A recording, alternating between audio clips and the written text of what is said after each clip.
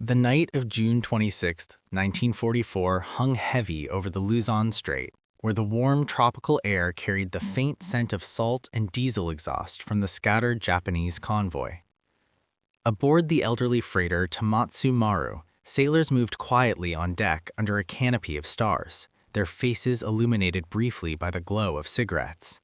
The sea was calm, almost unnaturally so, lopping gently against the hulls of the transports and tankers strung out in loose formation. Escorts zigzagged ahead and astern, their lookouts straining into the darkness for any sign of peril. Then, without warning, a muffled explosion tore through the water beneath one of the ships. No periscope trail, no engine roar, only the sudden violent bloom of fire and steam as a torpedo found its mark. Another followed in silence, and another, ripping into the convoy like ghosts emerging from the deep. This was the reality of American submarine warfare in the Pacific by mid-1944, a campaign that had evolved from tentative early patrols hampered by faulty weapons to a relentless, invisible strangulation of Japan's lifelines. In the opening years of the war, Japanese mariners had viewed enemy submarines with a measure of confidence born of doctrine and experience. Their own submarine force focused on streaking warships in decisive fleet engagements, and they assumed America's boats would do the same. Anti-submarine training was rudimentary. Convoys were often poorly organized, escorts inadequate in number and equipment. Sonar was inferior, depth charges set too shallow. As one post-war Japanese naval assessment admitted, the Imperial Navy had slighted the role as commerce raiders and underestimated the threat to merchant shipping. Early American attacks yielded modest results thanks to the notorious defects of the Mark 14 torpedo, prematures, duds, erratic runs that frustrated even the most skilled commanders. But by 1943, those flaws were corrected. Reliable torpedoes, improved radar, and decrypted Japanese shipping codes transformed the U.S. submarine force into a silent predator. Submarines like USS Harder, USS Rasher, and USS Spadefish prowled the sea lanes, launching attacks from beyond visual range, often submerged and undetected. Japanese sailors came to dread this unseen enemy.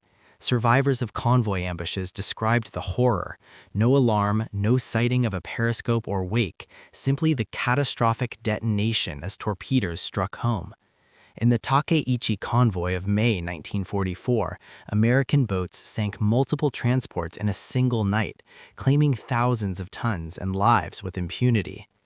The He-71 convoy in August suffered even worse. Wolfpacks tore it apart, sinking the escort carrier Tayo and transports laden with troops, all under the cover of darkness and depth. What stunned Japanese mariners most was the disparity between expectation and grim reality. They had anticipated a war of grand surface battles where valor and firepower decided outcomes. Instead, they faced an adversary that struck without honor or warning, vanishing into the depths before retribution could come.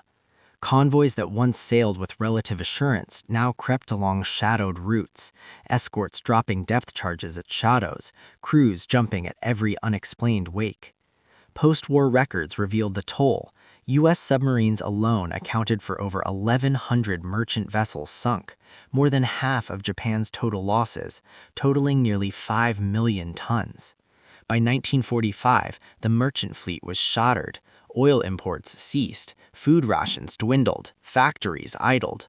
One Japanese officer later reflected that the submarine campaign was shiftless beyond description in its effectiveness, a quiet erosion that no amount of Bushido could counter.